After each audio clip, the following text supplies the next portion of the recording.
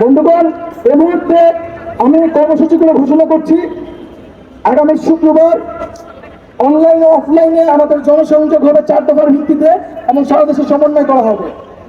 আগামী শনিবার বিকাল 3টায় সকল বিশ্ববিদ্যালয় এবং কলেজ থেকে বিক্ষোভ মিছিল বের করা হবে।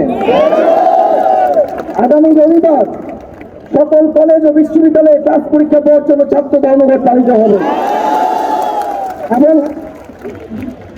এবং আগামী শনিবার বিক্ষোভ মিছিলের পরবর্তী সময়ে আমরা রবিবারের আমাদের মাঠের কর্মসূচি ঘোষণা করব এবং আজকে সারা দেশে যারা বিভিন্ন স্থানে স্বতঃস্ফূর্তভাবে আন্দোলন গড়ে তুলেছেন তাদের সবাইকে ধন্যবাদ জানাচ্ছি।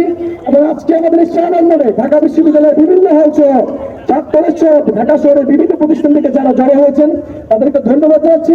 সাংবাদিক ভাই বোনদের ধন্যবাদ জানাচ্ছি এবং আমাদের পুলিশ ভাই বোনদের ধন্যবাদ জানাচ্ছি আমাদের সাথে সহযোগিতা করার জন্য।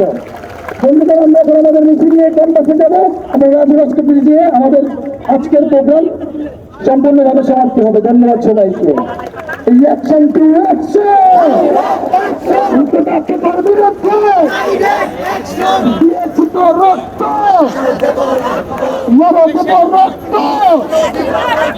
রক্তের পরিবার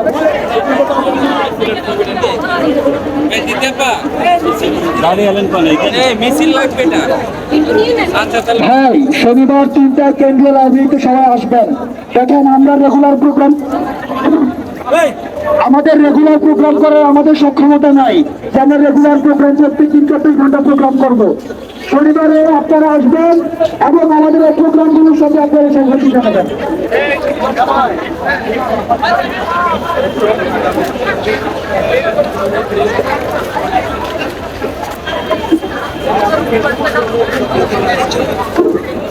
দর্শক, আপনি কিন্তু দেখছেন এই মুহূর্তে কিন্তু ছাত্র আন্দোলন সেটি কিন্তু শেষ হয়েছে এবং তারা কিন্তু তাদের দাবিগুলো কিন্তু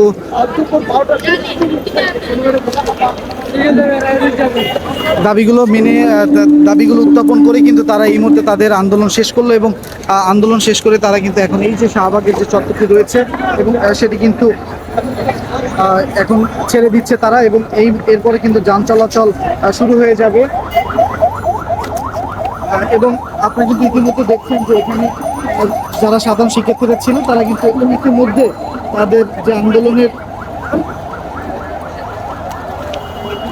আন্দোলনের জন্য যে এই যে শাহবাগের চত্বরটি তারা কিন্তু অবস্থান করছিল সে জায়গা কিন্তু এখন ছেড়ে দিয়েছে এবং সেই সাথে যান চলাচল কিন্তু কিছুক্ষণের মধ্যে স্বাভাবিক হবে এমন বিষয়গুলো কিন্তু আমরা দেখছি। এবং আজকে সেই সকাল 11টা থেকে কিন্তু তাদের যে আন্দোলন সেটি কিন্তু চলমান ছিল এবং আন্দোলন শেষে এই মুহূর্তে কিন্তু তারা যার মতো করে এবং ছোট মিছিল নিয়ে তারা কিন্তু ঢাকা ইউনিভার্সিটির দিকে চলে গেছে।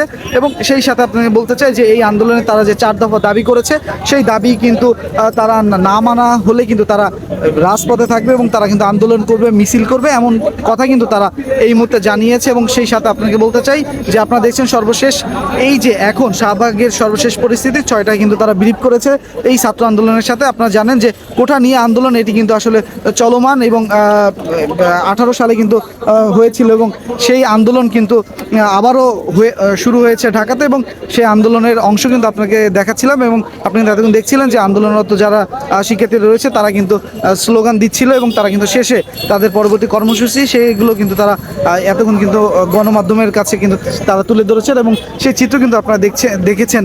এবং এই মুহূর্তে কিন্তু পুলিশ রয়েছে এবং পুলিশ কিন্তু কোনো প্রকার বাধা দেয়নি এবং তারা কিন্তু এখানে রয়েছে এবং তারা কিন্তু খুবই ভালোভাবে আজকের যারা এই সাধারণ শিক্ষার্থীরা রয়েছে তারা কিন্তু আন্দোলন করেছে।